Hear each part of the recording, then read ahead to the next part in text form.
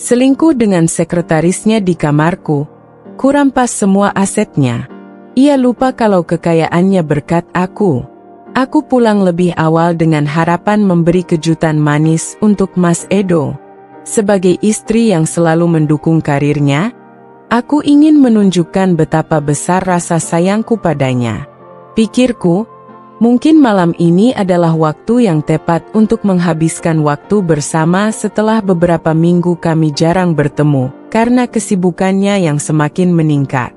Namun, apa yang kudapati saat aku membuka pintu rumah membuat jantungku seolah berhenti berdetak. Kamar tidur yang selama ini kami sebut sebagai tempat paling privat dan penuh kenangan manis, kini seolah menjadi saksi bisu dari sebuah pengkhianatan yang sangat dalam. Mas Edo, suamiku yang selama ini kupuja, terlihat berpelukan mesra dengan Mila, sekretarisnya yang masih sangat muda dan cantik. Mereka berdua tak menyadari kedatanganku. Bahkan, saat aku berdiri mematung di pintu, mereka terus saja terbuai dalam canda tawa, seolah dunia ini hanya milik mereka berdua. Mila, yang kuanggap sebagai rekan kerja yang baik, malah tampak begitu dekat dengan suamiku, seolah mereka sudah lama memiliki hubungan lebih dari sekadar profesional. Aku tidak tahu harus berbuat apa. Hanya ada kekosongan di hatiku yang tiba-tiba terasa begitu hampa. Kenangan tentang kami berdua, tentang bagaimana kami membangun hidup bersama, terasa seperti kenangan yang terhapus begitu saja oleh pengkhianatan yang tak termaafkan ini. Rasanya seperti ada yang tertarik dari dalam diriku, membawaku pada perasaan yang tidak pernah kuinginkan. Marah? Tentu saja. Terhina? Lebih dari itu. Tapi yang paling parah adalah rasa sakit yang menggerogoti hatiku. Rasa sakit yang datang begitu tiba-tiba, mengubah dunia yang selama ini terasa sempurna menjadi sebuah kenyataan yang penuh kepahitan. Aku merasa seakan waktu berhenti begitu aku melihat ekspresi terkejut di wajah mereka. Mila, yang seharusnya tampak tak terganggu dengan apa yang baru saja terjadi, malah terlihat panik dan berusaha untuk menjauh dariku. Sementara Mas Edo, suamiku, justru menatapku dengan tatapan yang tak bisa kucerna. Ada yang berbeda dari dirinya. Apakah dia tidak merasa bersalah? Aku masih berdiri di sana, terpaku di ambang pintu kamar tidur yang dulunya penuh dengan kenangan indah. Jantungku berdegup kencang, namun pikiranku kosong. Semua yang kulihat terasa begitu tidak nyata, seolah aku sedang terjebak dalam sebuah mimpi buruk yang tak kunjung berakhir. Aku menatap Mas Edo, mencoba mencari secercah rasa bersalah atau penyesalan di wajahnya. Namun yang kutemukan justru sebuah ekspresi yang sangat berbeda. Senyum sinis yang ia tunjukkan, seolah menandakan bahwa ia sama sekali tidak merasa bersalah atas apa yang baru saja terjadi. Bahkan, sepertinya ia merasa lebih bebas, lebih lega, karena akhirnya bisa melepaskan diri dari ikatan yang menurutnya mengikat. Mas Edo, suamiku yang dulu aku anggap sebagai pria yang penuh kasih sayang, kini tampak seperti sosok yang asing. Ia tak merasa perlu meminta maaf atau menjelaskan apa yang sebenarnya terjadi. Sebaliknya, ia malah menghadapiku dengan sikap yang penuh penghinaan, seakan aku yang salah karena memergokinya. "Dinda, kamu tidak seharusnya pulang sekarang," katanya dengan nada dingin, seolah ia sedang berbicara dengan seorang rekan bisnis, bukan dengan istri yang telah ia hianati. Kalimat itu seperti sebuah tamparan keras yang menyadarkanku betapa jauhnya hubungan kami telah berubah. Aku mencoba menahan amarah yang begitu kuat, tapi kata-kata itu keluar juga dari mulutku. "Jadi selama ini, alasanmu sibuk bekerja, itu semua hanya kebohongan belaka." Aku merasa seperti ada api yang membakar setiap kata yang keluar dari bibirku. Aku ingin tahu kebenarannya, ingin mendengar penjelasan dari orang yang selama ini kuanggap sebagai teman hidupku. Tetapi yang kudapat justru sebuah kenyataan pahit yang harus kuterima dengan pasrah.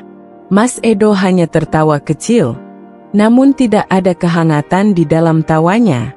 Itu lebih terdengar seperti ejekan, semacam upaya untuk mengejek diriku yang telah begitu naif.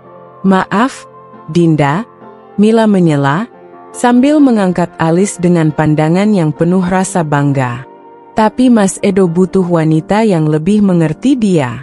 Wanita yang tahu bagaimana cara memanjakannya, memberikan apa yang ia inginkan tanpa banyak tuntutan. Kata-kata Mila seolah menambah luka di hatiku. Ia berbicara seolah aku tidak ada di sana, seolah aku hanya sebuah bayangan yang tidak penting. Semua pengorbanan yang telah kulakukan untuk Mas Edo, segala cinta dan perhatian yang kuberikan, kini terasa seperti sia-sia. Aku telah memberikan segalanya untuk pria yang kini memalingkan wajahnya dariku, memilih untuk menjalin hubungan dengan wanita lain yang lebih muda, lebih menarik, dan lebih mudah memenuhi hasratnya. Aku ingin berteriak, ingin melemparkan semua kemarahan yang ada di dalam diriku. Namun, sesuatu dalam diriku menahan semua itu. Apa yang lebih buruk dari pengkhianatan yang sedang kuterima? Mas Edo, yang seharusnya menjadi pelindungku, malah mempermalukanku di hadapan wanita lain, di dalam rumah yang seharusnya menjadi tempat perlindunganku. Mila yang dulu kuanggap sebagai kolega, kini tampak begitu percaya diri, berdiri dengan sikap sombong dan penuh kemenangan. Aku merasa diriku semakin tenggelam dalam lautan kebingunganku. Setiap detik yang berlalu terasa begitu berat, namun aku tetap berdiri di sana, berusaha menahan segala perasaan yang hampir meledak. Mas Edo menatapku dengan tatapan kosong, seperti tidak ada perasaan apapun yang tersisa untukku. Aku adalah wanita yang dulu sangat ia cintai, yang ia janjikan akan selalu berada di sampingnya. Tetapi kini aku hanyalah sebuah kenangan yang bisa ia tinggalkan begitu saja. Dinda, kamu tahu kan, aku bukan pria yang mudah untuk diatur. Kamu terlalu lemah, terlalu bergantung padaku, kata Mas Edo dengan nada datar, tanpa sedikit pun penyesalan. Mila lebih mengerti aku. Dia tahu apa yang aku butuhkan, apa yang aku inginkan.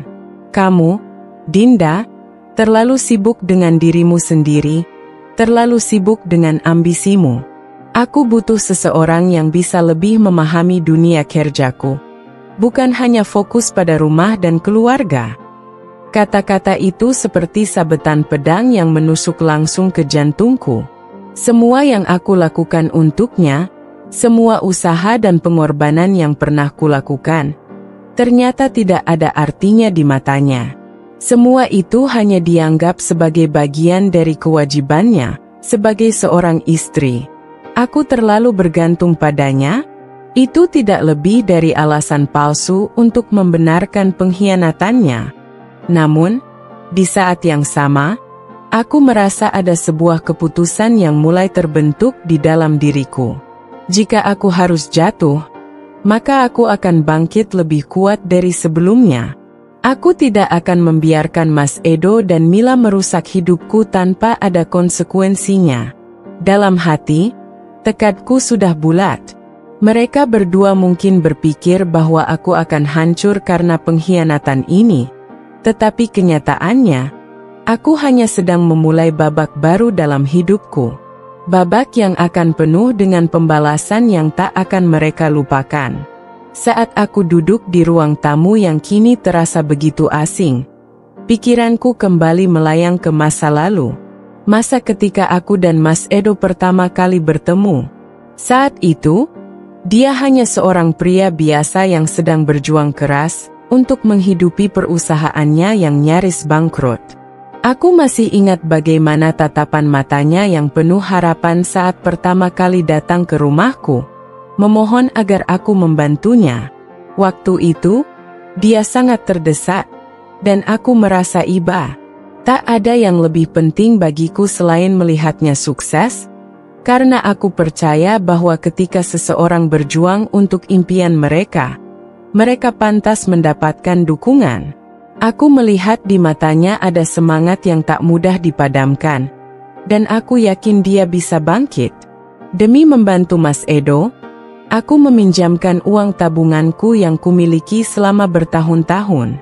Uang itu adalah hasil jerih payahku bekerja keras sebagai seorang freelancer. Aku juga menghubungi beberapa orang yang aku kenal di dunia bisnis untuk membantunya membuka pintu yang mungkin tidak bisa dia masuki tanpa koneksiku. Aku tidak hanya memberinya uang, tapi juga memberinya jaringan dan kepercayaan yang mungkin tak akan dia dapatkan jika hanya mengandalkan dirinya sendiri. Saat itu, aku benar-benar percaya bahwa kami berdua bisa saling melengkapi. Aku memberi seluruh tenaga dan pikiranku untuk masa depan kami berdua. Seiring berjalannya waktu, Mas Edo mulai menunjukkan kemajuan yang pesat.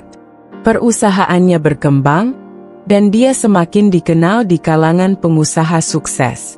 Setiap kali aku mendengar kabar baik tentangnya, aku merasa bangga, merasa bahwa aku turut berperan dalam keberhasilannya. Aku tidak pernah mengeluh tentang segala pengorbanan yang telah kulakukan.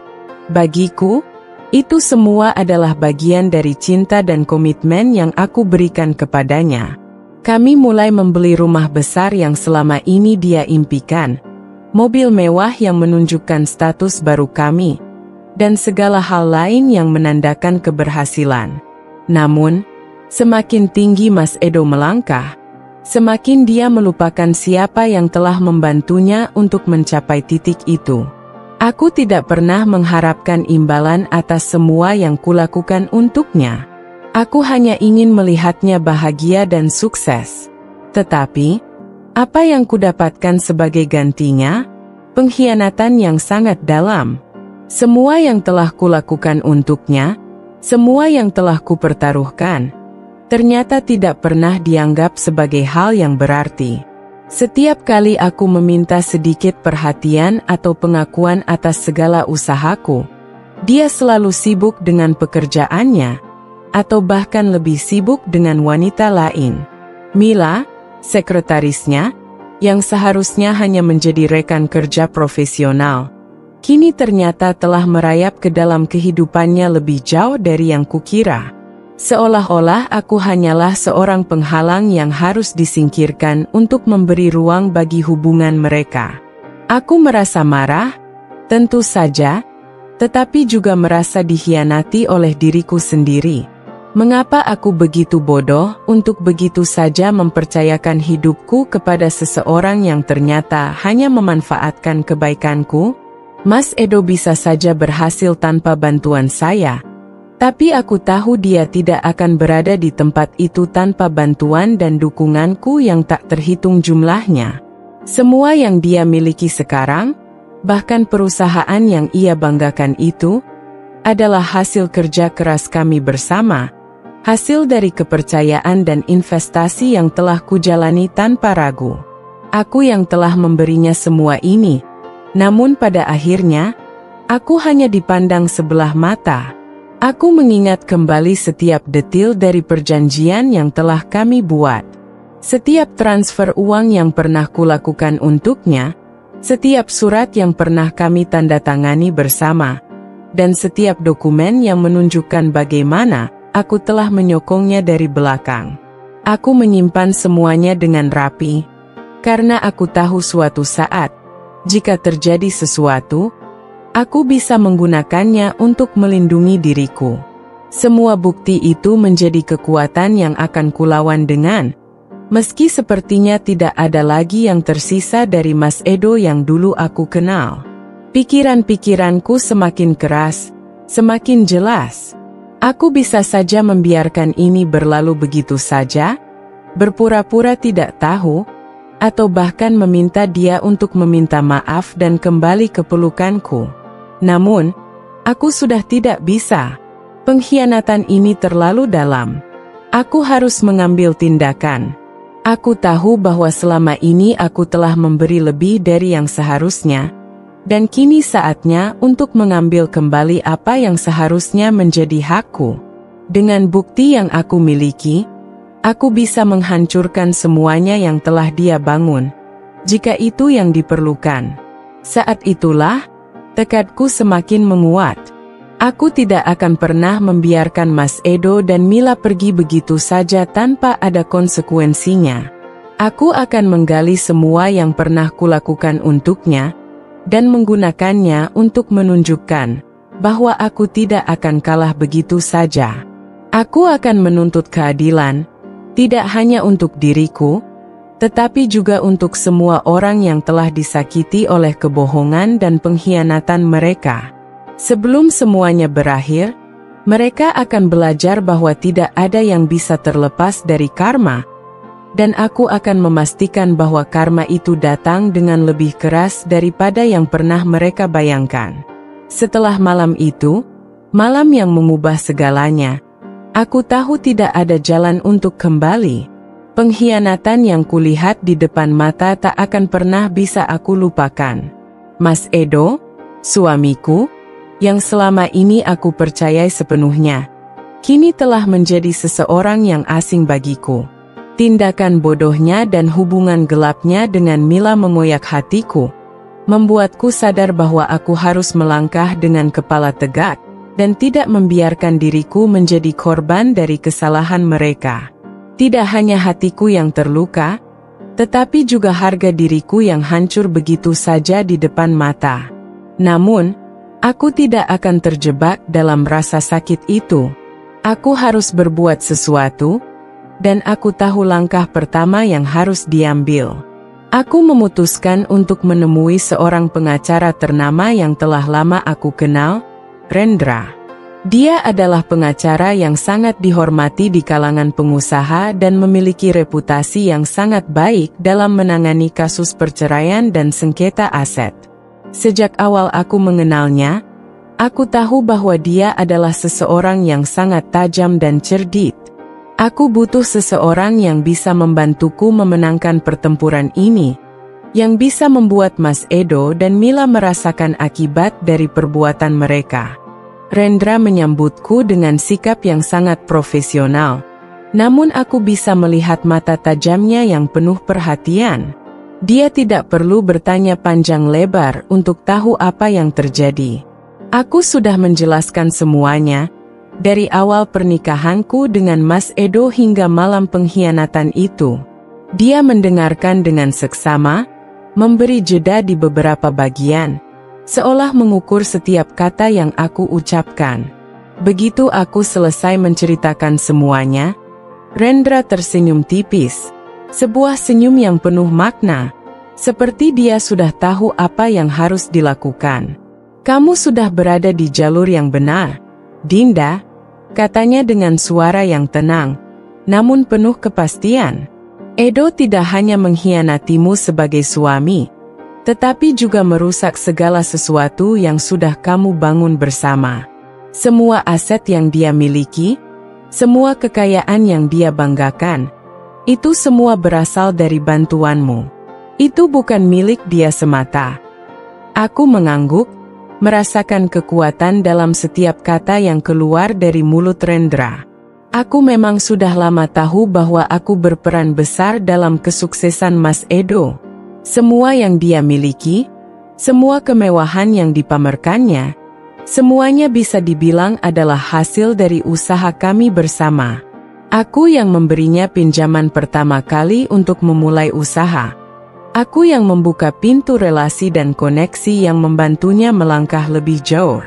Aku adalah bagian dari keberhasilannya, dan aku berhak atas bagian dari kekayaan yang telah dia kumpulkan selama ini.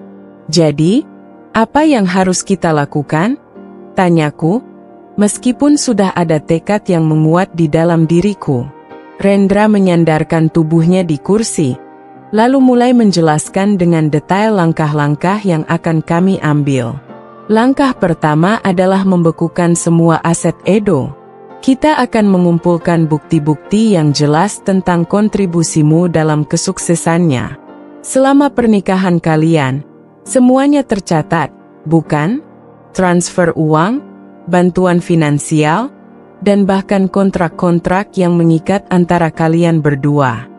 Aku mengangguk lagi, mengingat setiap detail dari perjalanan kami berdua. Semua itu ada.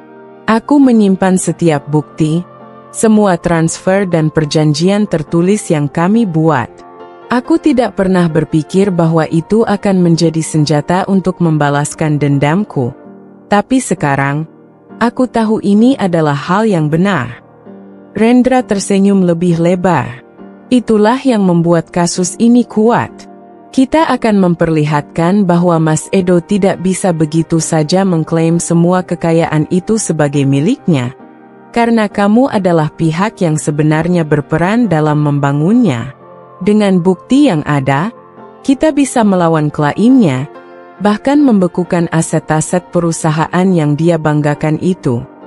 Aku merasa tenang mendengar penjelasan Rendra. Dia tahu persis apa yang harus dilakukan. Kami tidak hanya akan mengurus perceraian, tetapi juga akan merebut hak-hak yang seharusnya menjadi milikku. Ini bukan hanya tentang uang atau aset, tetapi tentang harga diriku yang telah diinjak-injak oleh Mas Edo. Aku tidak akan membiarkan pengkhianat itu lolos begitu saja.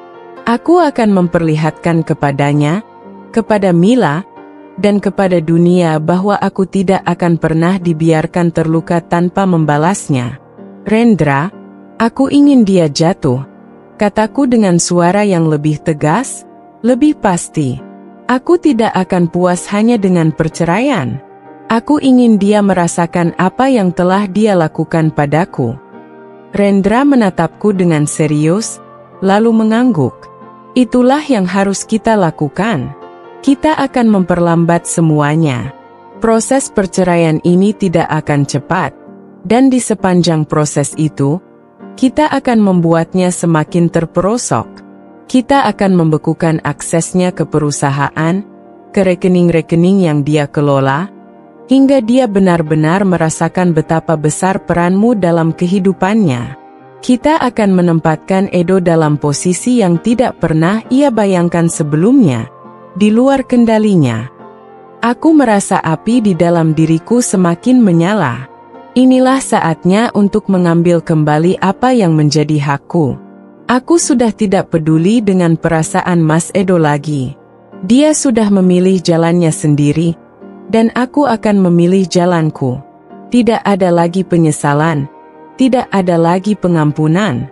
Semua yang terjadi ini adalah akibat dari pilihan-pilihannya sendiri. Dan sekarang aku akan membuatnya membayar harga yang setimpal. Dengan dukungan Rendra, aku merasa lebih kuat. Semua kebingunganku, semua keraguan yang sempat menghalangi langkahku, mulai memudar. Aku tahu apa yang harus dilakukan. Langkah-langkah yang harus aku ambil sudah jelas. Kini, hanya tinggal menjalankannya dengan penuh keyakinan.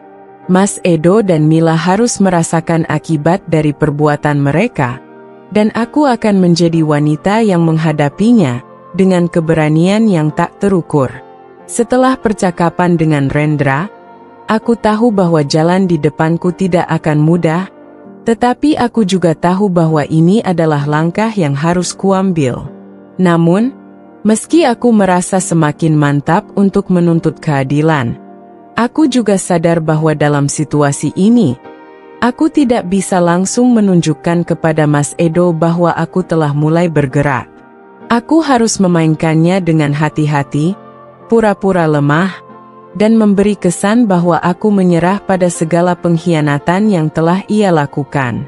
Aku harus membuatnya merasa bahwa ia berada dalam posisi yang unggul, sementara aku sebaliknya, semakin terpuruk dan kehilangan segalanya. Hari-hari berikutnya aku menjalani rutinitasku dengan wajah yang tampaknya tenang, namun sebenarnya penuh perhitungan. Aku tahu bahwa Mas Edo, dengan egonya yang besar, akan merasa puas melihatku terdiam dan menerima perlakuannya. Aku harus bermain sesuai dengan ekspektasinya, memberikan kesan bahwa aku lemah dan pasrah, karena aku tahu itu akan membuatnya semakin lengah. Aku mulai berpura-pura tidak peduli dengan apa yang dia lakukan. Bahkan ketika dia semakin sering menghabiskan waktu bersama Mila, sekretarisnya. Aku tidak lagi menuntut penjelasan, tidak lagi bertanya tentang pekerjaan atau hubungan mereka. Seolah-olah aku sudah tidak merasa terluka lagi. Meski di dalam hatiku, amarahku tak pernah padam. Di depan Mas Edo, aku lebih memilih untuk diam, memberikan senyum yang terpaksa, dan sesekali melontarkan kalimat-kalimat yang terkesan pasrah. Sudahlah, Mas. Kalau memang begitu yang Mas inginkan, aku tidak bisa menghalanginya, kataku suatu sore, ketika Mas Edo pulang dan langsung menuju ke kamar tanpa berkata sepatah kata pun kepadaku. Aku menghindari konfrontasi. Aku tahu bahwa semakin aku menunjukkan betapa kecewanya aku, semakin besar peluang bagi Mas Edo untuk merasa superior dan menganggapku lemah. Mas Edo mulai menunjukkan perubahan sikap yang lebih sering. Ia semakin tidak peduli dengan kehadiranku di rumah, bahkan kadang-kadang ia mengusirku dari ruangannya tanpa alasan yang jelas. Dinda, bisa nggak kamu pergi? Aku sedang butuh waktu untuk bekerja, katanya suatu hari, dengan nada yang terkesan mengusir. Tanpa berkata apa-apa, aku hanya mengangguk dan meninggalkan ruangan. Seolah-olah aku tidak merasa apa-apa. Meski di dalam dada, rasa sakit itu seolah meremukkan hatiku. Aku tahu bahwa dia merasa menang, merasa bahwa aku sudah tidak lagi bisa bertahan. Namun, di balik sikap pasrahku, aku sedang merencanakan sesuatu yang lebih besar. Aku mulai menyusun strategi dengan hati-hati. Rencana untuk membekukan semua asetnya, membuatnya tidak dapat mengakses kekayaannya, dan meruntuhkan semua yang telah ia bangun. Semuanya sedang berjalan di balik layar. Aku harus memastikan bahwa ia merasa dirinya aman, agar ia semakin tergelincir ke dalam perangkap yang telah aku pasang dengan sabar. Aku tahu, tak lama lagi, Mas Edo akan berada dalam posisi yang sangat lemah, dan saat itulah aku akan bergerak. Namun, proses ini membutuhkan waktu. Aku harus tetap tenang, tidak terburu-buru, dan memberi kesan bahwa aku telah menyerah sepenuhnya pada takdir. Aku tidak akan membiarkan emosi atau amarahku menguasai diriku. Aku harus menjadi wanita yang penuh perhitungan, yang bisa membuat setiap langkahnya terasa lebih menyakitkan bagi Mas Edo. Aku tahu betul bahwa ia tidak akan pernah merasa terancam oleh aku jika aku tidak menunjukkan kekuatan yang sesungguhnya. Jadi, aku harus tetap diam, seperti air yang tenang. Meski di bawah permukaan, arusnya sangat kuat. Hari-hari berlalu, dan Mas Edo semakin menunjukkan sikap yang semakin angkuh. Ia semakin percaya diri, merasa bahwa ia sudah tidak perlu lagi khawatir dengan apapun. Mila, yang sepertinya sudah merasa bahwa dia telah menggantikan posisiku dalam hidupnya, mulai datang lebih sering ke rumah kami. Berjalan dengan penuh percaya diri di depan Mas Edo, seolah mereka adalah pasangan sejati. Mas Edo pun semakin tidak peduli, bahkan dengan santainya mengusirku dari rumah tanpa rasa bersalah sedikit pun. Semua itu hanya semakin mempertegas keyakinanku bahwa aku sedang berada di jalan yang benar. Namun, meski tampaknya aku menyerah, di dalam hatiku, tekadku semakin menguat. Aku tahu bahwa ini hanya permulaan. Aku hanya harus menunggu waktu yang tepat untuk menyerang. Ketika Mas Edo merasa bahwa ia sudah berada di puncak dan tidak ada yang bisa mengalahkannya, aku akan muncul sebagai wanita yang tidak lagi terjatuh dalam kesedihan. Aku akan menjadi wanita yang tak hanya mengambil kembali apa yang menjadi hakku, tetapi juga membuatnya merasa kehilangan segalanya. Segalanya yang ia banggakan, segalanya yang ia anggap sebagai miliknya. Aku tahu, pada akhirnya, karma akan datang. Aku hanya perlu menunggu sedikit lebih lama. Sabar adalah kunci, dan aku belajar bahwa terkadang pura-pura menyerah adalah cara terbaik untuk membuat musuhmu lengah. Hari-hari setelah aku mulai berpura-pura menyerah, aku merasa bahwa semuanya berjalan sesuai rencana. Mas Edo semakin terlena dengan ketenanganku. Dia tidak lagi menganggapku sebagai ancaman, bahkan cenderung meremehkan langkah-langkah yang aku ambil. Dia semakin sibuk dengan kehidupannya bersama Mila, menikmati kemewahan yang telah dia raih, dengan mengabaikan segalanya yang telah aku korbankan untuknya. Namun, justru disitulah letak kesalahannya. Sambil aku menunggu momen yang tepat untuk bertindak, aku memastikan bahwa langkah-langkahku di belakang layar berjalan mulus. Langkah pertama yang aku ambil adalah menghentikan akses Mas Edo terhadap semua rekening perusahaan dan investasi yang ia kelola. Aku sudah tahu bahwa sebagian besar kekayaannya berasal dari perusahaannya, yang sebenarnya tidak sepenuhnya miliknya. Itu adalah perusahaan yang dibangun dengan bantuan uangku, relasiku, dan jaringan yang aku buka untuknya. Aku sudah merencanakan ini dengan sangat hati-hati, memastikan bahwa setiap detailnya tidak akan terlewatkan. Aku mulai dengan memutuskan akses banknya, mengubah kata sandi rekening perusahaan, dan membekukan akses kartu kredit yang biasa ia gunakan untuk melakukan transaksi besar. Aku tahu, tanpa akses ke dana dan investasi tersebut, dia akan merasa terjebak dalam situasi yang tidak bisa dia atasi. Tepat seperti yang kuharapkan, Mas Edo tidak menyadari perubahan yang terjadi pada awalnya. Ia terus melanjutkan rutinitasnya, memamerkan kehidupannya yang semakin mewah, dan meremehkan apa yang sudah terjadi antara kami. Dia bahkan mulai lebih sering menghabiskan waktu dengan Mila, semakin yakin bahwa aku tidak akan berani melakukan apapun. Namun, ketika ia mencoba mengakses rekening perusahaan untuk membayar sejumlah proyek besar yang sedang berjalan, baru dia sadar bahwa ada yang salah. Pagi itu, Mas Edo keluar dari ruang kerjanya dengan wajah cemas. Aku bisa melihat dari ekspresinya bahwa ada yang tidak beres. Dia mulai memeriksa semua kartu kredit dan rekeningnya, mencoba menarik uang untuk membayar tagihan besar yang sudah menunggu. Namun, setiap kali dia mencoba, sistem selalu menolaknya. Kartu-kartu kreditnya yang biasa ia andalkan untuk transaksi mewah kini tidak berfungsi. Aku bisa mendengar suara ketegangan di dalam rumah, meski aku tidak menunjukkan tanda-tanda kegembiraan. Aku hanya duduk di ruang tamu, sambil menunggu Mas Edo datang dan memberitahuku apa yang sedang terjadi. Aku tahu ini adalah momen yang akan mengubah segalanya. Apa yang terjadi dengan kartu ini? Teriaknya frustrasi saat akhirnya ia masuk ke ruang tamu, membawa tumpukan dokumen dan kartu kredit di tangannya. Kenapa kartu ini ditolak? Aku berpura-pura terkejut, meski sebenarnya aku sudah tahu jawabannya. Mungkin ada kesalahan bank, Mas? Jawabku dengan suara yang tenang, menyembunyikan perasaan senang yang mulai tumbuh di dalam diriku. Mungkin kamu bisa coba hubungi banknya.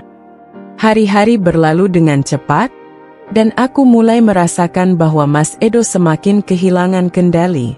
Tidak hanya dia yang terjerumus dalam kesulitan, tetapi Mila, yang dulunya tampak begitu percaya diri dan meremehkan diriku, juga mulai merasakan dampak dari kehancuran yang sedang terjadi.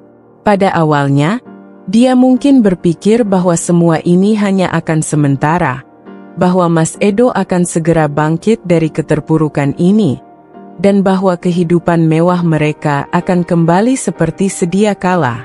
Namun, kenyataan berbicara lain. Setiap hari, keadaan semakin memburuk.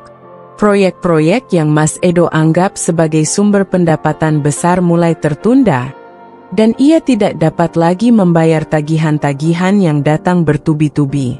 Mila, yang dulu sering terlihat memamerkan barang-barang mewah dan aksesori terbaru di media sosial, kini mulai tampak cemas. Belanja belasan juta untuk tas tangan atau sepatu baru sudah mulai menjadi beban, karena uang yang dia anggap tak terbatas itu kini sudah mulai menipis. Kelemahan Mas Edo yang dulunya tersembunyi kini semakin terbuka, dan Mila mulai merasakannya. Hari itu, aku melihatnya dengan jelas saat dia mencoba menggunakan kartu kredit untuk membeli barang-barang yang sudah ia incar sejak lama. Sebuah belanjaan yang lebih dari sekadar mewah, tetapi menunjukkan seberapa besar ia bergantung pada kekayaan Mas Edo. Ketika transaksi ditolak, ekspresinya langsung berubah. Ada ketegangan di wajahnya yang sebelumnya tidak pernah terlihat. "Apa yang terjadi dengan kartu ini?" tanyanya. Matanya terbuka lebar dengan rasa terkejut yang jelas. Dia mencoba beberapa kali menggesekkan kartu kreditnya dengan harapan mungkin itu hanya masalah teknis yang sederhana. Namun, setiap kali hasilnya sama, transaksi ditolak. Aku menyaksikan semua ini dengan diam-diam dari tempatku, berpura-pura tidak terlalu memperhatikan. Mila, yang sebelumnya begitu santai dan angkuh, kini mulai memeriksa kartu kreditnya satu persatu, mencari tahu apa yang salah. Aku tahu bahwa dia tidak mengerti apa yang terjadi di balik layar. Dia merasa bahwa Mas Edo masih memiliki banyak uang, bahwa kehidupannya akan terus berjalan seperti biasa. Namun, kenyataannya adalah semuanya sudah berbalik 180 derajat. Semua yang dulu dia anggap sebagai hak istimewa kini mulai menghilang, dan saat itu, aku bisa melihat ketakutan mulai merayap di dalam dirinya. Mila segera menghubungi Mas Edo, dan aku bisa mendengar suara cemasnya dari ruang tamu. "Mas, kenapa kartuku ditolak? Apa yang sedang terjadi?" Suara Mas Edo terdengar lebih terburu-buru, penuh tekanan. "Ini pasti kesalahan bank, Mila. Kartuku yang lain juga begitu. Mungkin mereka melakukan kesalahan sistem. Aku akan hubungi mereka sekarang juga."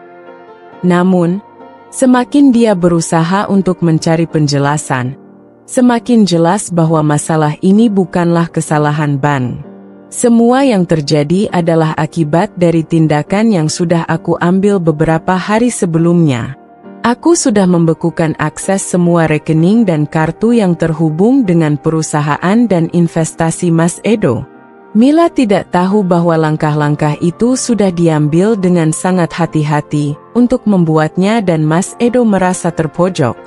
Aku melihat bagaimana Mila mulai gelisah, semakin tidak sabar, dan berusaha mencari jalan keluar dari kesulitan ini. Ia yang biasa merasa aman dengan kemewahan yang datang begitu mudah, kini merasa dunia sekitarnya mulai runtuh. Setiap kali ia mencoba menghubungi Mas Edo, dan setiap kali jawabannya tidak memuaskan, ketegangan itu semakin terlihat. Sementara itu, aku hanya bisa mengamati dari kejauhan, membiarkan segala sesuatunya terjadi dengan sendirinya. Seiring berjalannya waktu, perubahan pada sikap Mila semakin jelas. Dia mulai menghubungi berbagai pihak untuk mencari cara agar bisa mendapatkan uang cepat.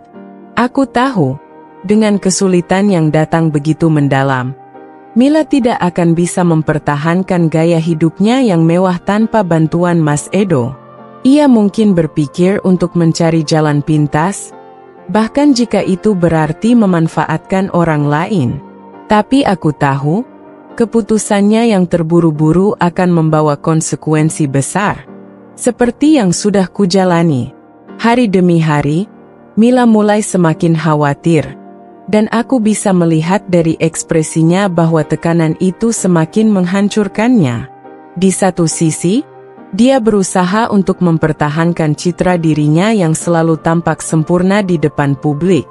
Namun di sisi lain, dia mulai terseret dalam kekacauan yang ditinggalkan oleh Mas Edo. Percakapan-percakapan dengan pengacara, bank, dan orang-orang yang dulu menyanjungnya kini mulai menghilang.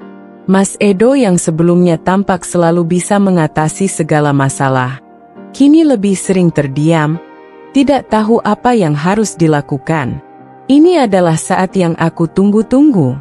Saat di mana Mila merasa bahwa ia tidak lagi memiliki kendali atas apa yang terjadi. Pada suatu hari, aku menemui Mila secara langsung, dengan sebuah senyum yang tidak bisa aku sembunyikan. Aku melihatnya cemas, hampir terlihat putus asa, berdiri di depan pintu rumah dengan wajah yang penuh ketegangan. Ia masih mencoba untuk terlihat seperti wanita yang tidak terpengaruh oleh keadaan. Namun aku tahu betul bahwa ia merasa kehilangan kendali. Proses hukum yang sedang aku jalani bukanlah hal yang bisa dilakukan sembarangan. Segala sesuatu harus dipersiapkan dengan matang, hati-hati, dan penuh perhitungan. Aku tahu, setelah segala pengkhianatan yang Mas Edo dan Mila lakukan, aku harus membuat mereka membayar dengan harga yang sangat mahal. Dalam proses persiapan untuk menjalani proses hukum, aku tidak menunjukkan sedikit pun tanda bahwa aku sedang mempersiapkan sesuatu yang besar. Aku masih terlihat seperti wanita yang sabar dan lemah di mata Mas Edo, yang ia kira akan terdiam dan mengalah dengan segala perbuatannya. Padahal, aku tahu bahwa langkah-langkahku sudah sangat tepat. Di balik wajah yang tenang itu, ada sebuah rencana besar yang sedang aku jalankan. Setiap pertemuan dengan Rendra diatur dengan sangat hati-hati, agar tidak ada yang mengetahui. Kami melakukan semuanya di tempat yang aman, jauh dari mata orang-orang yang bisa saja membocorkan informasi kepada Mas Edo. Suatu hari, Rendra menghubungiku dengan berita yang membuat hatiku sedikit lebih tenang. "Dinda, kita sudah siap untuk menggugat. Semua bukti yang kita kumpulkan sudah cukup kuat untuk mengajukan tuntutan atas klaim aset dan cerai." Suaranya terdengar penuh keyakinan. Aku bisa merasakan ketegasan dalam suaranya, yang semakin menguatkan tekadku untuk menyelesaikan semua ini dengan tuntas. Malam itu, aku duduk di ruang tamu, menunggu dengan sabar kabar dari pengacara. Meskipun semua persiapan sudah dilakukan dengan sangat hati-hati, aku tahu bahwa pengadilan akan menjadi tantangan yang tidak mudah. Mas Edo tidak akan menyerah begitu saja. Ia akan berjuang dengan segala cara untuk mempertahankan hartanya, dan itu termasuk berusaha memanipulasi hukum. Namun, aku merasa yakin dengan langkah yang sudah aku ambil.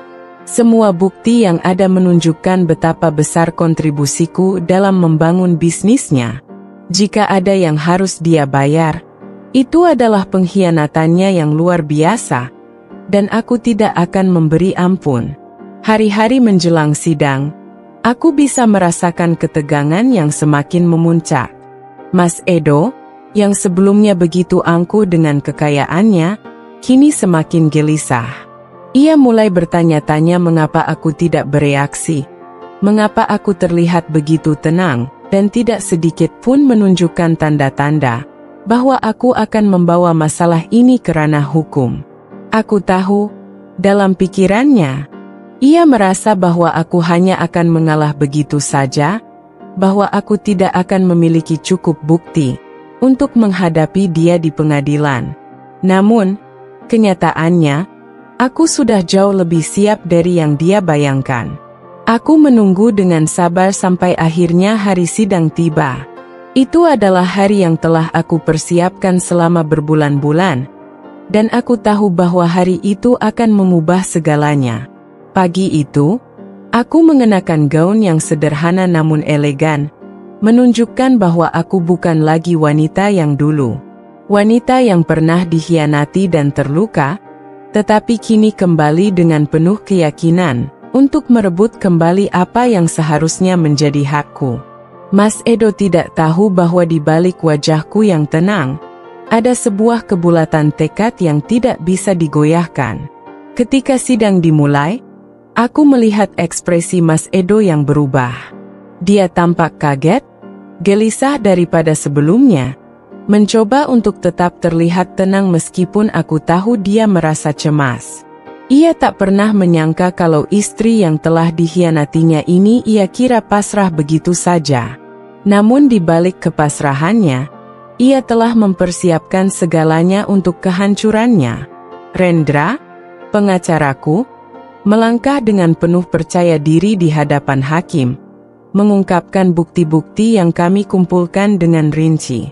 Setiap dokumen yang menunjukkan kontribusiku dalam bisnis Mas Edo dipresentasikan dengan sangat jelas dan terstruktur.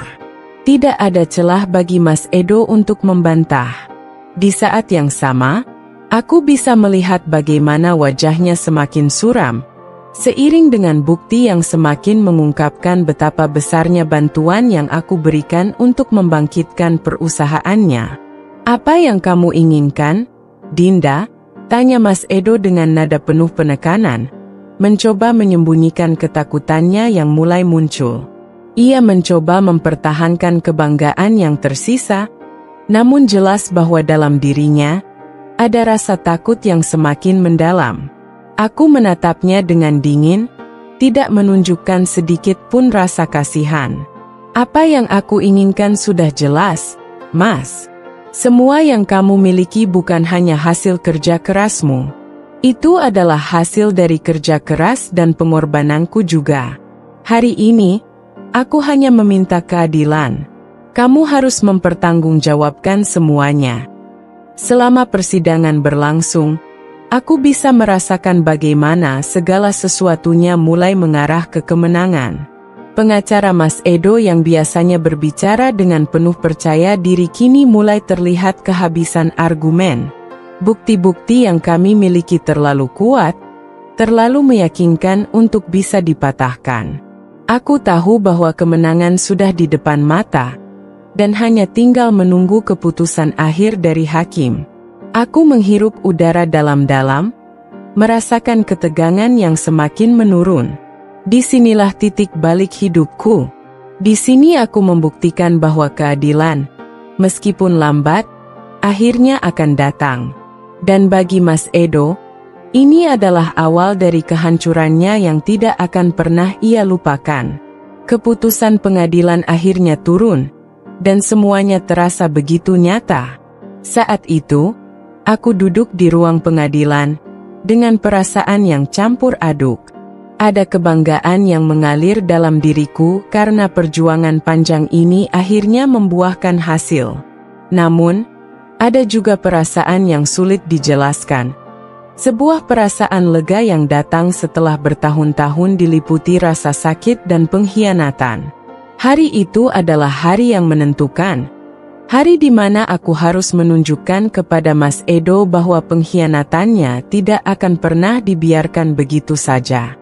Setelah pengadilan memutuskan bahwa aku berhak atas semua aset yang dulu dianggap milik Mas Edo, aku langsung menghubungi pengacara untuk mengeksekusi putusan tersebut. Kami tidak menunda-nunda lagi. Aku sudah cukup sabar dan tak ingin menunggu lebih lama lagi untuk melihat keadilan ditegakkan. Rencana pun segera dimulai, dan langkah pertama adalah menyita semua properti yang menjadi milik Mas Edo, termasuk rumah mewah yang selama ini ia anggap sebagai simbol dari keberhasilannya. Rumah itu dulu adalah tempat kami membangun segala kenangan. Itu adalah rumah yang aku bantu desain, yang aku pilihkan setiap detailnya, mulai dari furnitur hingga dekorasi. Kami tinggal di sana dengan kebahagiaan yang sebenarnya tidak ada artinya, karena aku selalu merasa ada sesuatu yang salah di balik dinding-dindingnya. Mas Edo selalu sibuk dengan pekerjaannya, dan aku sering merasa terabaikan. Namun, saat aku melihat rumah itu sekarang, setelah pengadilan memutuskan bahwa rumah itu adalah milikku, ada rasa kemenangan yang sulit dijelaskan. Rumah itu adalah hasil dari jerih payahku juga. Pagi itu, beberapa polisi datang ke rumah untuk menyita properti. Mereka datang dengan surat perintah yang sah dari pengadilan.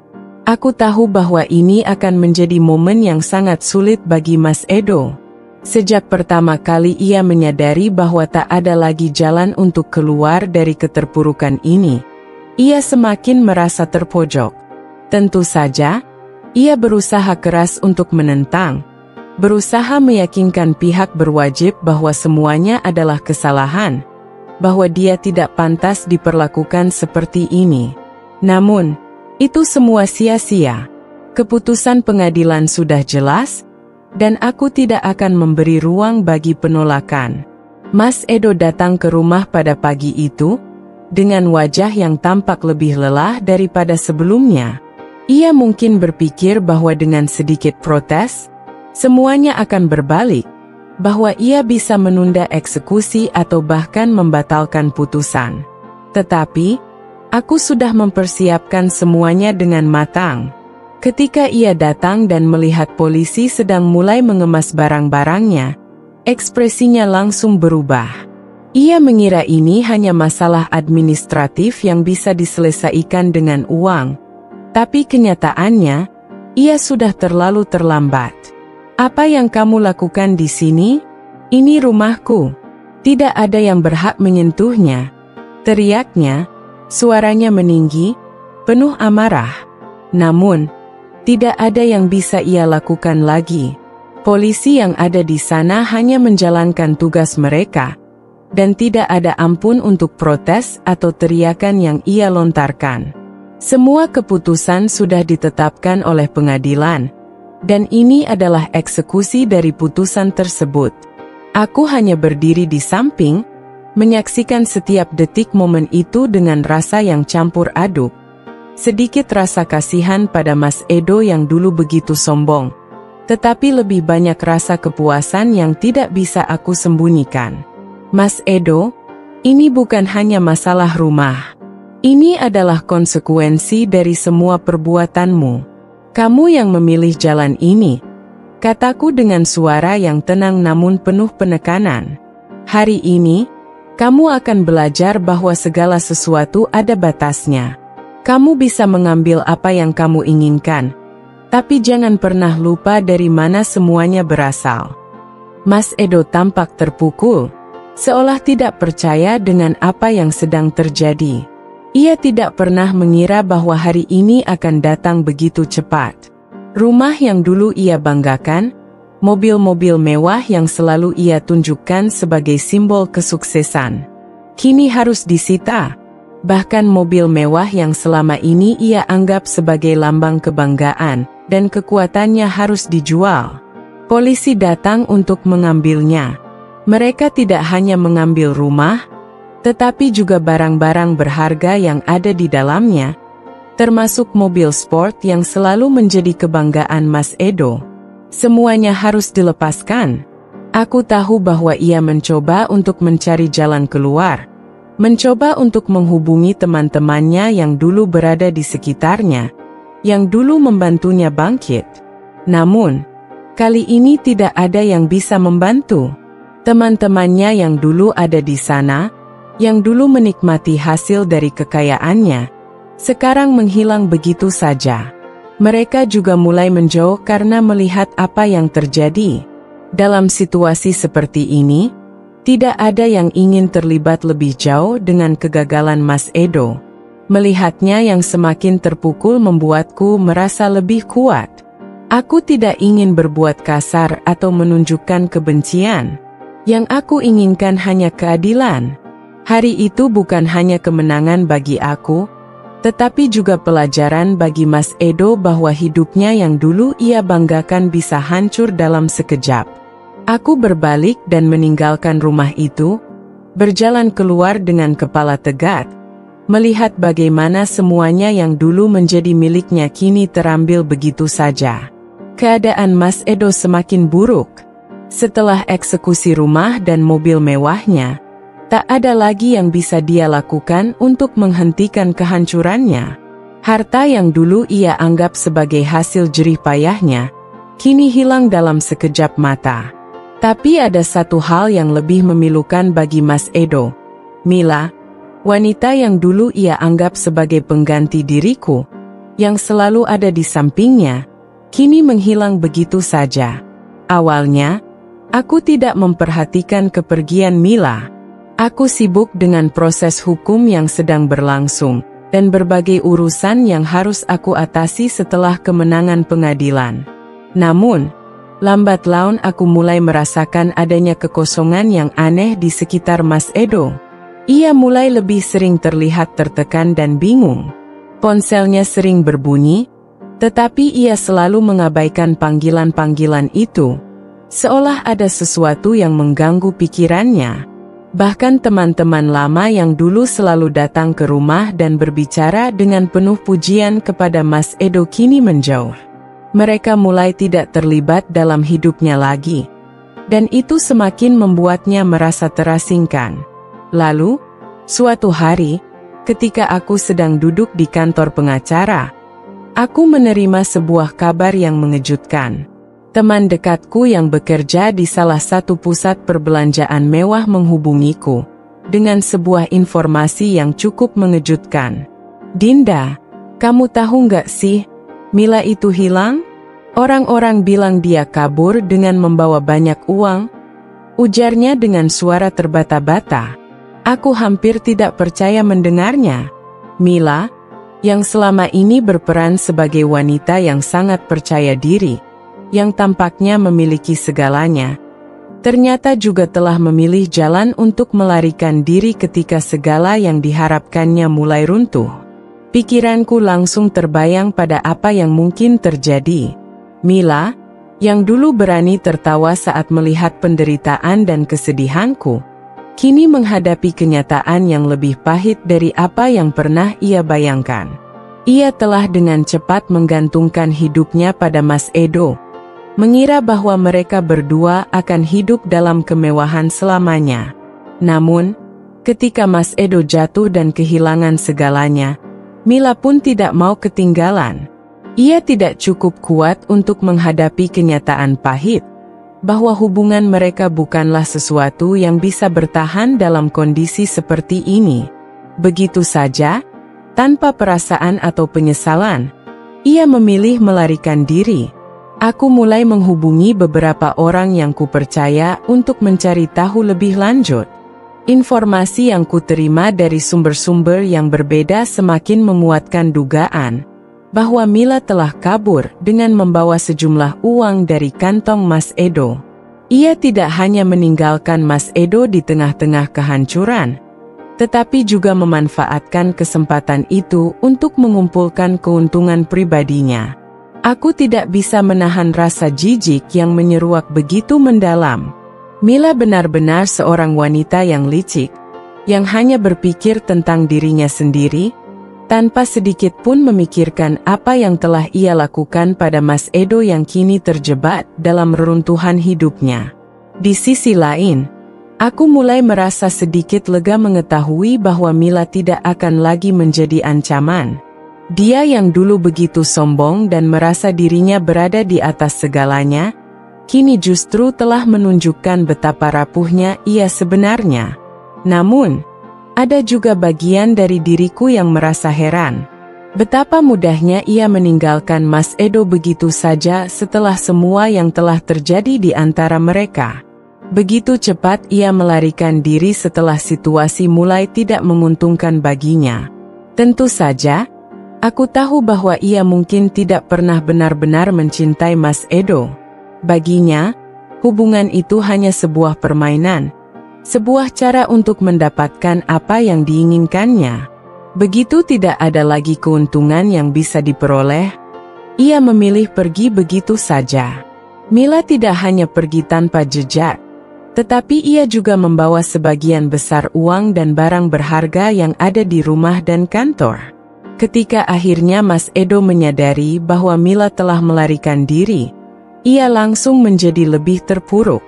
Sebelumnya, ia masih bisa menyalahkan aku dan keadaan, tapi kini ia benar-benar sendiri. Tidak ada lagi Mila yang dengan setia mendampinginya, tidak ada lagi seseorang yang mendukungnya, seperti yang selama ini ia bayangkan. Hanya tinggal kesendirian yang menghantuinya. Mas Edo mungkin merasa tersesat. Tidak ada lagi yang mendengarkan keluh kesahnya. Semua teman-temannya yang dulu datang ketika ia kaya kini menjauh, dan Mila yang ia kira akan menjadi pendampingnya seumur hidup telah menghilang begitu saja. Semua itu terjadi begitu cepat, lebih cepat daripada yang ia bayangkan. Ia kini tidak hanya kehilangan rumah, mobil, dan hartanya, tetapi juga orang yang ia pikir akan ada di sampingnya dalam kesulitan. Kehilangan Mila adalah pukulan telak bagi Mas Edo yang selama ini hidup dalam dunia yang penuh dengan ketegaran dan kesombongan. Sekarang, ia menghadapi dunia yang penuh dengan kesepian dan penyesalan. Aku tidak tahu apa yang terjadi dengan Mila setelah ia kabur. Berita yang kuperoleh hanya sekadar kabar burung, tanpa kejelasan. Yang pasti, ia telah membuat keputusan yang sama sekali tidak terduga bagi Mas Edo. Aku tidak merasa kasihan pada Mila, karena bagiku dia adalah salah satu orang yang harus bertanggung jawab atas segala penderitaan yang dialami Mas Edo. Namun, yang lebih penting bagi diriku adalah bahwa akhirnya semuanya telah menunjukkan betapa buruknya pengkhianatan yang mereka lakukan. Mila mungkin berhasil melarikan diri untuk sementara waktu, tetapi karma tetap menunggu untuknya. Tidak ada seorang pun yang bisa lolos begitu saja dari perbuatannya. Aku tahu bahwa ini belum berakhir. Mila mungkin telah menghilang, tetapi jalan untuk melihat keadilan bagi Mas Edo baru saja dimulai. Hari-hari semakin sulit bagi Mas Edo. Semuanya berubah begitu cepat, seolah tak ada yang bisa menghalangi kejatuhannya. Setelah kehilangan harta, rumah, mobil, dan bahkan wanita yang dulu ia anggap pendamping hidupnya, ia terperangkap dalam dunia yang jauh lebih keras dari yang pernah ia bayangkan. Tanpa uang, tanpa teman, dan tanpa orang yang mendukungnya, Mas Edo kini harus menghadapi kenyataan bahwa ia telah jatuh ke titik terendah dalam hidupnya. Aku mendengar kabar bahwa Mas Edo mulai tidur di jalanan, di bawah jembatan, di tempat-tempat yang dulu ia anggap sebagai simbol dari kemiskinan. Ia kini tak lebih dari seorang gelandangan yang berjalan tanpa arah, membawa bekas-bekas kemewahan masa lalunya yang sudah lama hilang. Dalam bayanganku, aku melihatnya seperti seseorang yang tak tahu harus kemana lagi. Seperti layaknya orang yang telah kehilangan segalanya. Dari pria yang dulu dihormati, dengan kekayaan dan kekuasaan yang bisa membeli apa saja, sekarang ia hanya seorang pengemis, terjebak dalam hidup yang ia ciptakan sendiri. Kehidupan di jalanan sangat jauh berbeda dengan yang ia kenal sebelumnya. Tidak ada lagi meja-meja makan mewah, tidak ada lagi pakaian berkelas yang selalu dikenakan. Bahkan untuk mendapatkan makanan, ia harus bergantung pada belas kasihan orang lain.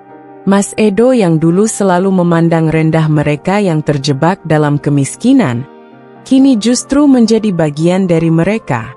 Kehidupan yang dulu ia hindari kini menjadi kenyataan yang harus ia jalani setiap hari. Pada saat-saat tertentu, aku bisa membayangkan bagaimana perasaan Mas Edo. Bagaimana mungkin seseorang yang dulunya memiliki segalanya harus jatuh begitu dalam? Seberapa sakitkah rasanya ketika semua yang selama ini ia percayai, kekayaan, kedudukan, dan hubungan, ternyata hanya sebuah ilusi yang bisa hancur dalam sekejap? Aku tidak tahu bagaimana ia bertahan. Tetapi yang jelas, semakin hari semakin jelas bahwa Mas Edo semakin tenggelam dalam penderitaannya. Di suatu malam yang dingin, ketika aku sedang dalam perjalanan pulang setelah berkunjung ke kantor, aku melihat sesosok pria yang tampaknya tidak asing. Pakaian lusuh, tubuh yang tampak kurus dan terbungkus selimut tipis, itulah Mas Edo. Ia duduk di sudut jalan, di dekat jembatan, memeluk lututnya dengan tangan gemetar, menatap kosong ke arah jalan yang tak pernah ia kenali sebelumnya. Wajahnya yang dulu penuh percaya diri kini tampak kusut dan penuh keriput, Seolah bertahun-tahun usia menimpanya dalam waktu singkat. Ketika mobilku melintas, aku sempat merasa jantungku terhenti sejenak. Tak ada yang perlu aku katakan kepadanya. Melihatnya dalam keadaan seperti itu sudah cukup membuatku merasa bahwa hidupnya telah membayar harga yang setimpal. Pada saat itu, aku tidak merasa kasihan.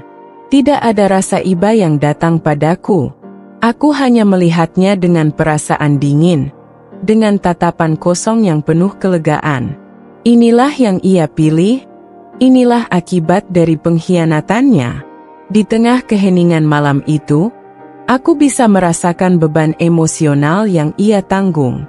Mungkin ia merasa malu, mungkin ia merasa hancur, atau mungkin ia sedang berusaha menerima kenyataan yang telah menghancurkannya. Namun, aku tahu satu hal yang pasti. Ini adalah bagian dari proses yang harus ia jalani. Kejatuhannya adalah buah dari perbuatannya sendiri. Aku tahu bahwa ia harus merasakannya untuk belajar. Tidak ada yang bisa menghindar dari karma, dan ia adalah salah satu orang yang harus membayar harga tersebut. Hari-hari berlalu, dan aku mendengar lebih banyak tentang kehidupan Mas Edo yang semakin terpuruk. Ia mulai sering terlihat di sudut-sudut jalan, mencoba meminta uang dari orang yang lewat. Sisa-sisa kekayaan yang dulu ia miliki sudah habis, dan kini ia hanya hidup dengan harapan selembar uang receh yang dilemparkan oleh orang asing. Melihatnya begini, aku tidak bisa tidak merenung tentang betapa rapuhnya segala yang ada di dunia ini. Mas Edo yang dulu begitu kuat dan tak terkalahkan, kini hanyalah bayangan dari orang yang pernah ia jadi. Tapi, meski ada perasaan lega, di dalam hati aku tahu bahwa ini adalah jalan yang ia pilih. Dan aku tidak akan menyesali keputusan-keputusanku yang telah membawa kita ke titik ini. Tapi ada satu hal yang masih menghantuiku. Setiap kali aku lewat di dekat tempat-tempat Mas Edo biasa berada, entah kenapa, aku sering merasa seolah aku harus berhenti dan menatapnya lebih lama. Mungkin ada rasa kasihan yang mengusik dalam diriku, atau mungkin ini hanya sebuah pengingat bahwa meskipun hidupku kini bahagia, aku masih tak bisa menghapuskan jejak-jejak masa lalu yang telah membuatku menjadi siapa aku sekarang. Namun, aku selalu ingat dengan jelas bahwa setiap langkah yang aku ambil selama ini adalah untuk membuktikan bahwa karma selalu ada, dan tak ada yang bisa lari darinya, bahkan Mas Edo. Hidup Mas Edo kini penuh dengan penyesalan. Tak ada lagi yang bisa ia harapkan. Ia tidak hanya kehilangan harta, tetapi juga martabatnya. Semua orang yang pernah ada di sekelilingnya kini menjauh. Tidak ada lagi teman-teman yang dulu memujanya. Semuanya hilang, dan ia hanya bisa menerima kenyataan bahwa semua itu sudah berakhir. Aku tidak tahu bagaimana ia akan menghadapinya ke depan, tetapi yang pasti, ia harus menghadapinya sendirian, tanpa ada yang mendampingi. Dan aku berjalan di jalan yang berbeda sekarang. Jalan yang penuh kebahagiaan dan kedamaian, jauh dari semua kepahitan yang pernah ada. Aku telah melewati semuanya, dan meskipun jalan itu penuh dengan cobaan, aku tahu bahwa aku sekarang lebih kuat dari sebelumnya. Kejatuhan Mas Edo adalah pelajaran besar bagiku, bahwa hidup ini penuh dengan keadilan yang akhirnya akan datang pada waktunya. Setelah Mas Edo jatuh ke dalam kegelapan, karma tidak hanya menghampiri dirinya. Mila, yang dulu dengan percaya diri menghina dan meremehkan setiap langkahku, kini juga harus membayar harga atas pengkhianatannya. Aku selalu tahu bahwa orang seperti dia, yang begitu licik dan egois, akan mendapatkan balasannya suatu hari nanti. Hanya saja, aku tidak menyangka karma akan datang lebih cepat dari yang aku kira, dan ia datang dengan cara yang jauh lebih memalukan daripada yang bisa kubayangkan. Mila, yang dulu selalu tampil sempurna, penuh gaya, dan terlihat begitu meyakinkan, kini harus menanggung akibat dari perbuatannya. Setelah meninggalkan Mas Edo begitu saja, ia mencoba membangun kembali hidupnya dengan cara yang sama seperti yang dilakukannya dulu, dengan mencari kekayaan dari orang lain. Namun, kali ini, dia tak lagi memiliki Mas Edo sebagai tempat bergantung. Dan lebih parahnya, ia mencoba mengaitkan dirinya dengan pria lain yang ternyata memiliki istri yang lebih cerdas dan berhati-hati. Aku mendengar kabar tentang Mila dari salah seorang temanku yang masih memiliki hubungan dengan orang-orang di dunia sosialita yang dulu ia coba masuki. Ternyata, setelah melarikan diri dari Mas Edo, Mila mencoba mendekati bos baru di perusahaannya. Seorang pria kaya raya yang tampaknya menjadi target baru bagi Mila untuk mencari keuntungan. Dengan pesona yang sama yang dulu ia gunakan untuk merayu Mas Edo, Mila mencoba menggoda bos tersebut. Ia menganggap dirinya cukup pintar untuk bisa mendapatkan perhatian pria tersebut, dan tanpa rasa malu, ia mulai memainkan peran sebagai wanita yang lemah dan membutuhkan perhatian. Namun, hidup tidak selalu berjalan mulus untuk seseorang yang telah terlalu lama hidup dalam kebohongan. Istri dari bos yang Mila coba dekati ternyata bukanlah wanita bodoh. Ia memiliki naluri tajam yang tidak bisa disalahkan. Ketika ia mulai mendengar rumor tentang kedekatan Mila dengan suaminya, ia segera melakukan penyelidikan. Mila yang merasa tak ada yang bisa menghentikannya, tanpa ragu melanjutkan perbuatannya, sampai akhirnya ia tertangkap basah oleh sang istri yang datang dengan bukti yang tak terbantahkan. Kabar ini segera tersebar seperti api yang membakar, dan dalam waktu singkat, Mila menjadi bahan pembicaraan di setiap sudut kota. Media sosial menjadi sarana utama di mana kisahnya tersebar luas. Semua orang mulai memperhatikan dan mengejeknya. Foto-foto dan video-video yang mengungkapkan kedekatannya dengan bos yang sudah beristri itu menjadi viral. Seolah tak cukup dengan itu, gosip mengenai dirinya semakin berkembang, dan ia mulai dicap sebagai wanita penggoda dan perusak rumah tangga orang lain. Ia yang dulu selalu berjalan dengan penuh percaya diri, kini harus menghadapinya dengan rasa malu yang luar biasa. Mila yang dulu begitu bangga dengan pencapaiannya dalam kehidupan sosialita, sekarang menjadi bahan tertawaan. Setiap langkah yang ia ambil, setiap keputusan yang ia buat, semuanya kini tampak seperti kesalahan besar yang tidak bisa diperbaiki. Satu persatu teman-temannya menjauh, dan tidak ada lagi orang yang bersedia untuk mendukungnya. Mereka yang dulu memujinya karena pesona dan kekayaannya kini mulai menghindar darinya. Bahkan mantan pacar-pacar lamanya yang dulu mengaguminya, kini mulai meninggalkannya. Semua yang ia bangun dengan kekuatan pesona dan tipu daya kini hancur begitu saja. Di puncak kehancurannya, Mila kehilangan pekerjaan. Perusahaan tempat ia bekerja tidak lagi bisa mempertahankan reputasinya dengan seorang karyawan yang terlibat dalam skandal besar seperti itu. Bos yang pernah ia dekati, setelah mengetahui bahwa Mila tidak hanya menghancurkan hubungan suami istrinya, juga merasa sangat malu dan terpojok. Ia tahu bahwa bertahan dengan Mila sebagai karyawannya hanya akan memperburuk citra perusahaan. Dengan sangat terpaksa, Mila dipecat, dan dia harus meninggalkan dunia yang pernah ia nikmati dengan penuh kebanggaan. Tidak hanya itu, dia juga dipecat dengan cara yang sangat memalukan, dengan surat keputusan yang dilengkapi dengan alasan yang mengarah langsung pada skandal yang melibatkan dirinya. Di titik ini, Mila mulai merasakan apa yang aku rasakan. Kehilangan, malu, dan rasa tidak dihargai. Apa yang dulu ia anggap sebagai kemenangan hidup, keberhasilan dalam merayu pria kaya dan berkuasa, kini menjadi bumerang yang menghancurkannya. Karma tidak hanya datang dalam bentuk hukuman sosial, tetapi juga menghancurkan reputasi dan masa depannya.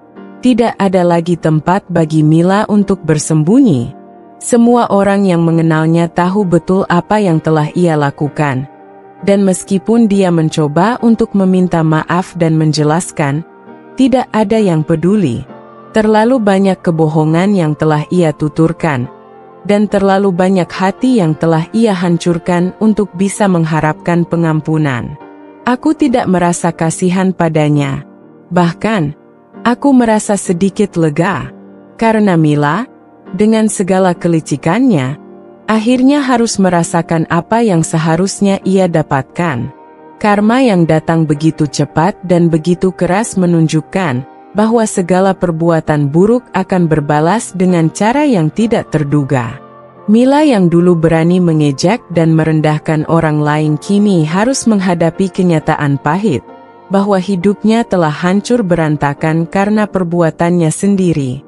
Kehilangan pekerjaan, dihina oleh masyarakat, dan ditinggalkan oleh orang-orang yang dulu ia anggap sahabat.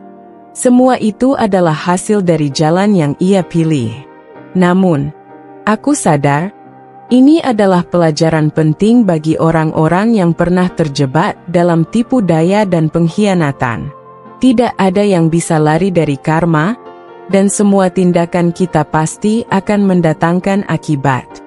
Mila, seperti Mas Edo, harus menanggung akibat dari perbuatannya. Dan aku, dengan segala kebahagiaan yang kini kurasakan, bisa mengingatkan diri sendiri bahwa setiap tindakan kita, baik atau buruk, akan membawa dampaknya sendiri. Hari-hari berlalu, dan meskipun aku sudah merasa bebas dari bayang-bayang Mas Edo dan Mila, masih ada bagian dari diriku yang tak bisa sepenuhnya menutup pintu masa lalu.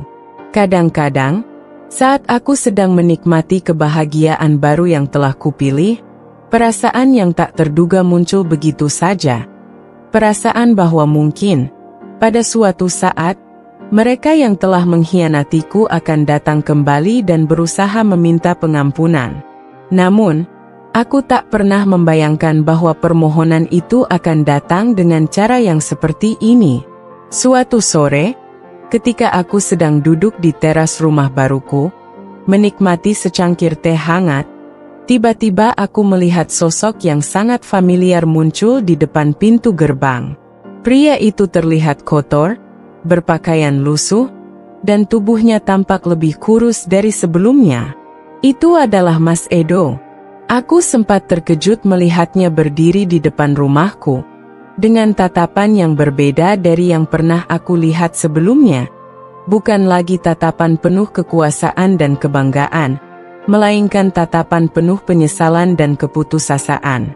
Aku merasa bingung, seolah waktu berhenti sejenak, mengingatkan diriku pada hari-hari kelam yang telah aku lalui bersamanya. Tapi kali ini, ada sesuatu yang berbeda. Tidak ada lagi tatapan arogan seperti dulu. Tidak ada lagi senyum sombong atau kata-kata kasar. Yang ada hanya pria yang tampaknya sudah kehilangan segalanya, harta, harga diri, bahkan orang-orang yang dulu ia cintai. Dengan langkah pelan, Mas Edo mendekat, dan meskipun tubuhnya tampak lelah, ada tekad dalam langkahnya yang membuatku merasa seperti ada sesuatu yang lebih dari sekadar permintaan maaf. Ketika dia akhirnya sampai di depan teras, ia berhenti sejenak, menatapku dengan mata yang penuh air mata. Lalu, dengan suara parau, ia mulai berbicara. "Dinda, aku tahu aku telah menyakiti kamu dengan cara yang tak termaafkan. Aku salah, aku benar-benar salah," katanya, suara penuh penyesalan. Aku hanya diam, menatapnya tanpa berkata-kata. Semua kenangan buruk tentang bagaimana ia mengkhianatiku begitu segar dalam pikiranku. Rasa sakit yang pernah kutanggung masih terasa begitu dalam. Namun, aku tahu ini adalah saat yang tepat untuk menghadapinya, meskipun hatiku ingin sekali berpaling dan menutup semua pintu itu selamanya. Aku hanya duduk, menatapnya tanpa bisa mengungkapkan apapun. Mas Edo melanjutkan, "Aku tidak tahu apa yang membuatku sampai sejauh ini. Aku terlena dengan kekayaan dan kekuasaan yang aku miliki. Aku tidak peduli dengan perasaanmu, dengan apa yang kamu berikan untuk aku, dan yang lebih buruk lagi, aku tidak menghargai semua yang telah kamu lakukan untukku. Semua yang aku punya sekarang hancur. Aku kehilangan segalanya, Dinda. Suaranya kini mulai bergetar, dan aku bisa melihat air mata yang mulai mengalir di pipinya. Aku tidak tahu apa yang harus kukatakan. Apakah aku harus merasa kasihan padanya?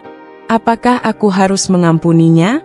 Rasanya tidak mudah begitu saja menghapus semua kenangan pahit yang pernah kutanggung. Namun, aku tahu satu hal, Mas Edo sudah sangat jauh terjatuh. Ketika ia ada di puncak kehidupannya, ia begitu sombong dan tidak peduli dengan siapapun. Tapi saat ini, dia berdiri di hadapanku, tak lagi memiliki apa-apa, hanya rasa penyesalan yang mendalam. Dalam keadaan seperti ini, ada bagian dari diriku yang merasa bahwa permintaannya datang dengan tulus, meskipun aku masih merasa ragu. Aku tahu, Dinda, lanjutnya, mungkin permintaan maafku ini tidak akan mengubah apa yang telah terjadi. Tapi izinkan aku mengatakan, aku sangat menyesal. Aku salah.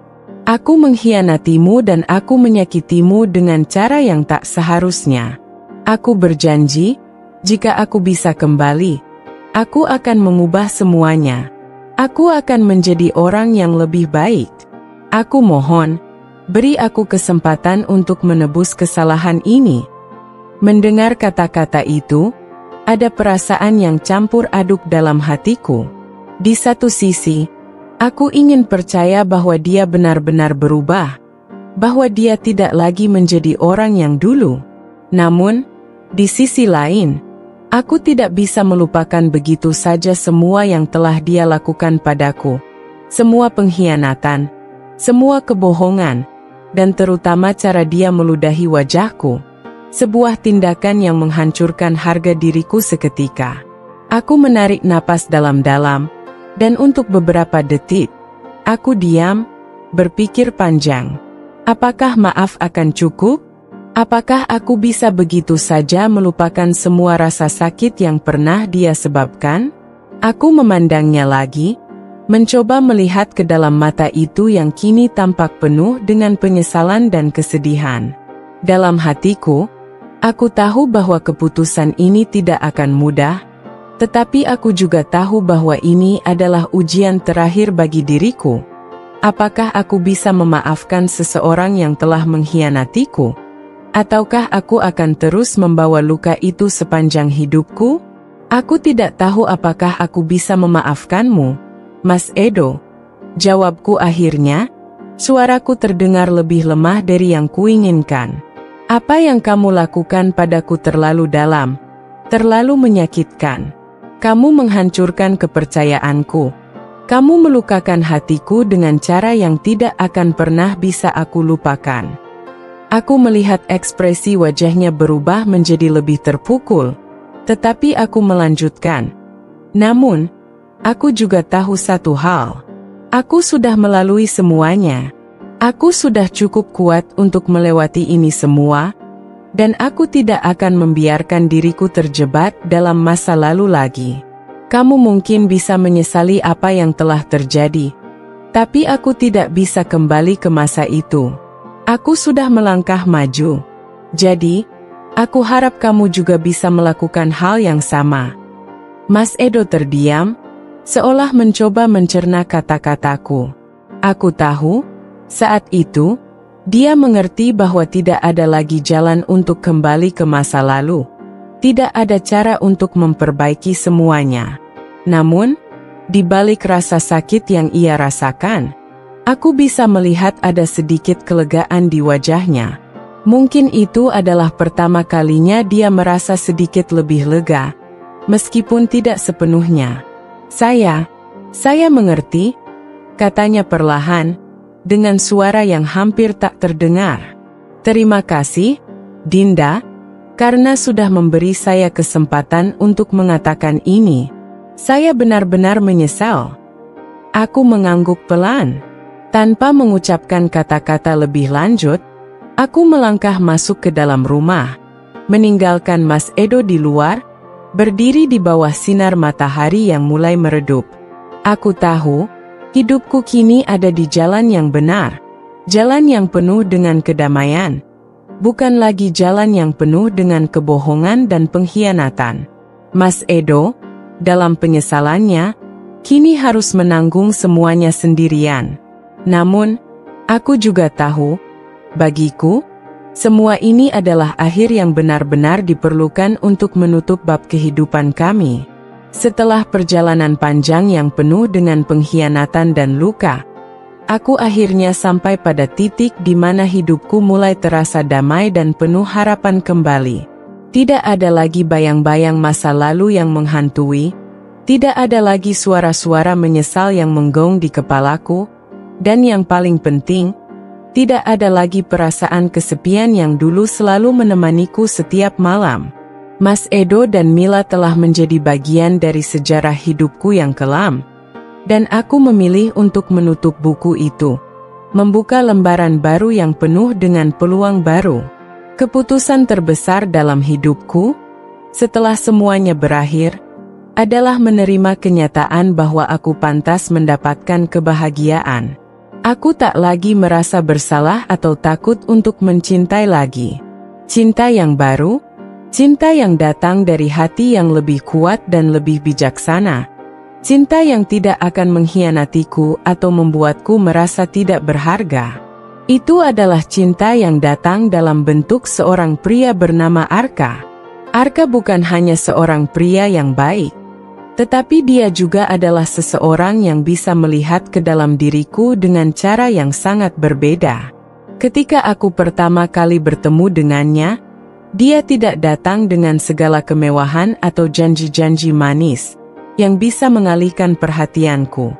Sebaliknya, Arka datang dengan ketulusan yang jarang kutemui. Dia bukan seseorang yang mencari perhatian atau mencoba menunjukkan siapa dirinya. Dia adalah seseorang yang diam-diam memberikan dukungan tanpa aku meminta, yang selalu ada ketika aku membutuhkan bantuan, yang tahu bagaimana caranya membuatku merasa dihargai. Arka adalah seorang pengusaha sukses, namun dia jauh dari kata sombong. Dia tidak pernah merasa perlu untuk memamerkan kesuksesannya di hadapanku. Dia tahu bahwa kebahagiaan bukan terletak pada berapa banyak harta yang dimiliki, tetapi pada kualitas hubungan yang dibangun dengan penuh kepercayaan dan rasa saling menghargai. Dari awal pertemuan kami, aku merasa bahwa dia adalah seseorang yang sangat berbeda dari semua pria yang pernah hadir dalam hidupku sebelumnya. Dia tidak pernah memaksaku untuk menjadi siapa aku bukan. Tidak pernah mencoba mengubah diriku agar sesuai dengan standar atau harapan tertentu. Dengan Arka, aku bisa menjadi diriku sendiri, tanpa takut disalahkan atau dihakimi. Semakin lama aku mengenalnya, semakin aku merasa yakin bahwa dia adalah orang yang tepat untuk menjadi pendamping hidupku. Tidak ada drama, tidak ada permainan perasaan, hanya kebersamaan yang dibangun dengan penuh kejujuran dan komunikasi yang terbuka. Arka membuatku merasa aman dan dicintai, sesuatu yang telah lama hilang dalam hidupku sejak Mas Edo mengkhianatiku. Kami mulai merencanakan masa depan bersama, membangun mimpi-mimpi yang selama ini hanya bisa aku impikan dalam kesendirian. Ketika Arka melamar aku, itu adalah momen yang aku tunggu-tunggu.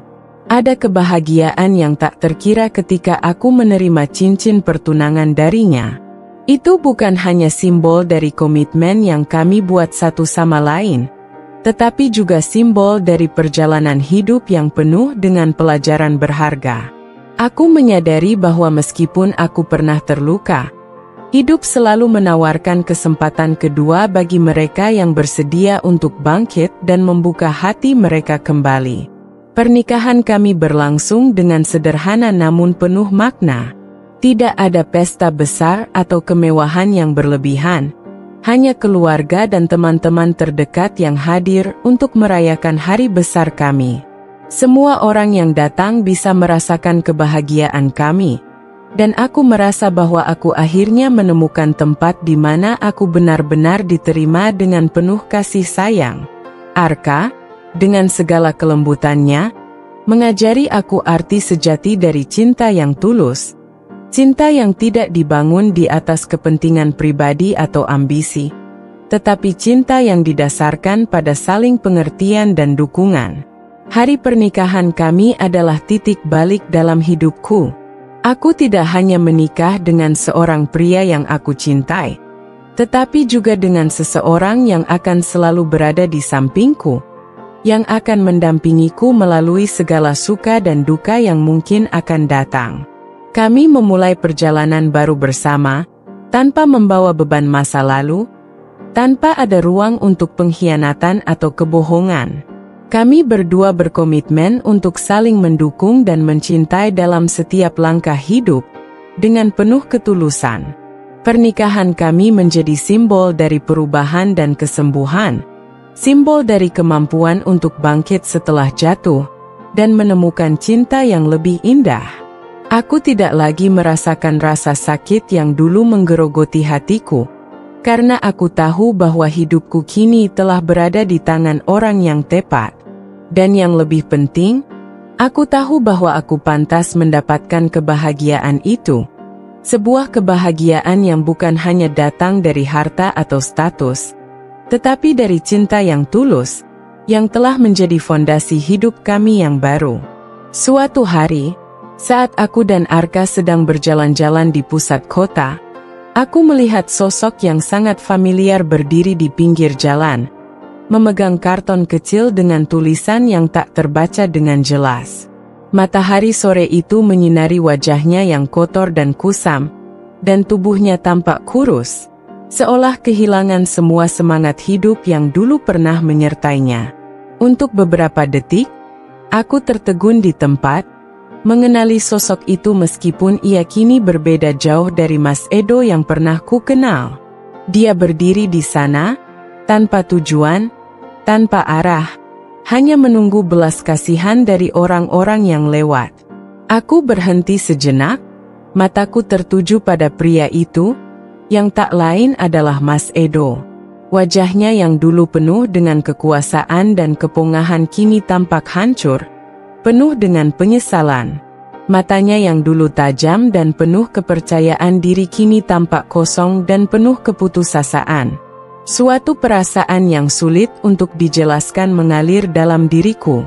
Tidak ada kebahagiaan melihatnya dalam keadaan seperti itu, hanya rasa lega yang aneh karena akhirnya ia mendapatkan apa yang seharusnya ia terima setelah semua perbuatannya yang telah menyakitiku dan banyak orang lainnya.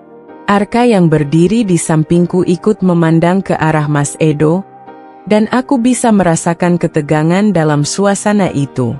Dia tentu tahu siapa orang itu, meskipun aku tidak perlu menjelaskan apapun. Tanpa berkata-kata, aku melangkah maju, dan Arka mengikutiku. Aku tidak tahu apa yang membuatku melangkah ke arah Mas Edo, tetapi entah kenapa, aku merasa bahwa ini adalah momen yang harus aku jalani. Sebuah langkah terakhir untuk menutup bab kehidupan ini dengan damai. Mas Edo, yang melihat kami mendekat, terkejut sejenak, dan aku bisa melihat ekspresi cemas muncul di wajahnya. Ia tak menyangka bahwa aku akan datang menghampirinya. Dengan langkah pelan, aku berdiri di depannya, menatapnya sejenak tanpa mengatakan apapun. Ia menundukkan wajahnya, seolah tak mampu menatapku lagi. Tak ada kata-kata yang keluar dari mulutnya. Hanya ada diam yang menyelimuti kami, dan aku bisa merasakan betapa besar penyesalan yang ada dalam dirinya. Mas Edo, kataku akhirnya, suara rendah namun penuh makna. Apa yang kamu dapatkan hari ini adalah akibat dari apa yang telah kamu lakukan. Kamu mungkin tidak pernah berpikir bahwa hidupmu akan berakhir seperti ini. Tapi ini adalah harga yang harus kamu bayar untuk semua pengkhianatanmu. Dan aku tidak bisa mengubah itu. Mas Edo mengangkat wajahnya, dan aku bisa melihat air mata yang mengalir di pipinya. Dinda, ujarnya dengan suara parau. Aku sangat menyesal. Aku tahu, maaf saja tidak akan cukup. Namun, aku hanya bisa menggelengkan kepala. Aku sudah memaafkanmu, Mas. Aku juga sudah melangkah jauh dari masa lalu yang telah kau buat. Aku sudah memilih untuk bahagia, memilih untuk hidup dengan seseorang yang menghargai dan mencintaiku dengan tulus. Mas Edo terdiam, tidak ada yang bisa ia katakan lagi. Aku tahu bahwa ia benar-benar menyesal, tetapi penyesalan saja tidak cukup. Semua yang telah ia lakukan, semua luka yang ia sebabkan, terlalu dalam untuk bisa sembuh hanya dengan kata-kata. Apa yang ia lakukan pada diriku dan orang lain adalah sesuatu yang tidak bisa dihapuskan begitu saja dengan permintaan maaf. Saat aku berbalik dan melangkah pergi, aku merasa ada kelegaan yang luar biasa dalam hatiku. Ini adalah langkah terakhir untuk menutup bab tentang Mas Edo dalam hidupku. Aku tidak membutuhkannya lagi, dan aku tahu bahwa karma telah mengajarinya lebih banyak dari yang bisa aku lakukan. Aku tidak ingin memikirkan masa lalu itu lagi. Masa depan yang ada di depan mata adalah masa depan bersama Arka. Orang yang tidak hanya memberi aku kebahagiaan, tetapi juga memberi aku kekuatan untuk memaafkan dan melangkah maju. Saat aku menoleh sejenak, aku melihat Mas Edo berdiri sendirian, tenggelam dalam penyesalannya, dan untuk pertama kalinya, aku merasa tidak ada yang perlu kutakutkan lagi. Aku telah bebas, dan hidupku, sekarang, adalah milikku untuk dijalani dengan penuh kebahagiaan dan harapan.